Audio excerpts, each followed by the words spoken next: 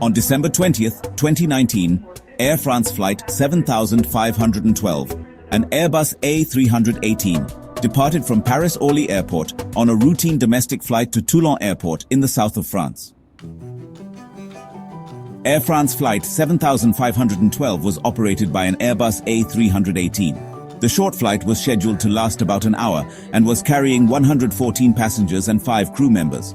The aircraft itself was in good condition, with no reported technical issues prior to takeoff. The weather conditions for most of the route were calm. However, the approach to Toulon Airport posed a unique challenge.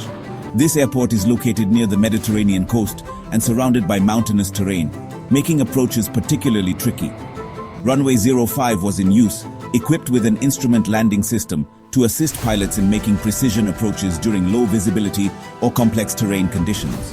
The crew planned to execute an ILS approach to runway 05. They reviewed the weather and noticed that there were relatively strong tailwinds, about 25 knots, on their approach. Though tailwinds can be handled, they reduce an aircraft's margin for error, especially during landings. As the aircraft neared Toulon, the crew began descending in preparation for the final approach. The autopilot was engaged, and the aircraft was being guided by the ILS. However, something was off. Unknown to the crew, the aircraft had captured a false glide slope, a signal anomaly that can occur above or below the actual glide path. This false signal misled the aircraft into initiating a descent at an unsafe angle. False glide slopes occur because of how ILS signals are structured. Above the actual glide slope, the system may transmit duplicate signals that appear legitimate to onboard instruments. If a pilot or autopilot captures one of these incorrect lobes, the aircraft will begin descending on a path that doesn't lead to the runway centerline.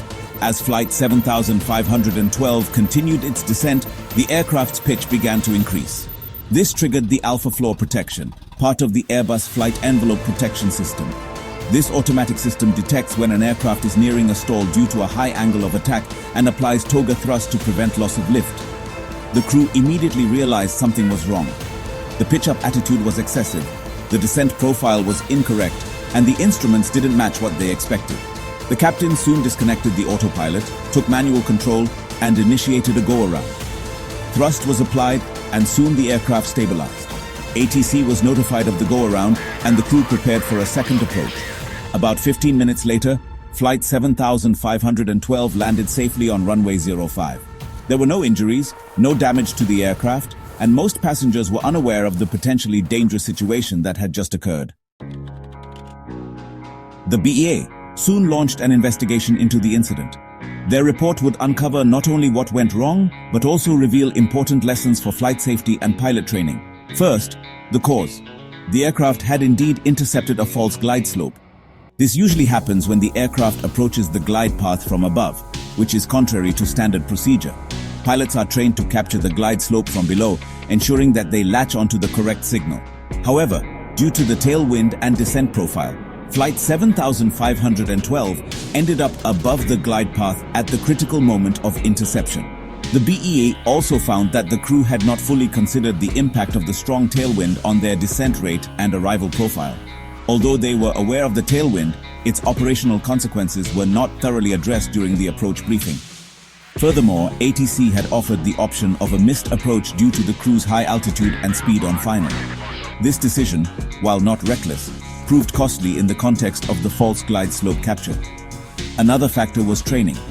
Neither pilot had much recent experience in handling approaches from above the glide slope, nor were they extensively trained on how to handle false ILS signals. In airline operations, such critical scenarios can sometimes be overlooked in standard simulator training. The Airbus Alpha Floor Protection System functioned as designed and prevented the aircraft from stalling. However, it also masked the deeper problem, that the aircraft was being guided by a faulty signal. Once the go-around was initiated and the autopilot disengaged, the human element, good decision-making and flying skills, became the key to recovery. The BEA issued several recommendations following the investigation. First, pilots should be trained specifically on how to identify and respond to false glide slope captures. This includes both theoretical knowledge and simulator practice. Second, the importance of respecting stabilized approach criteria should be emphasized. If the approach is too fast, too high, or outside expected parameters, a go-around should be the default. not the exception. Lastly, flight crews should be encouraged to listen closely to ATC's advice, especially in non-routine circumstances. Thanks for watching. If you found this analysis insightful, don't forget to like, share, and subscribe for more deep dives into aviation incidents and safety protocols. Have any thoughts on this case? Drop them in the comments section. We'd love to hear from you. Until next time, stay safe.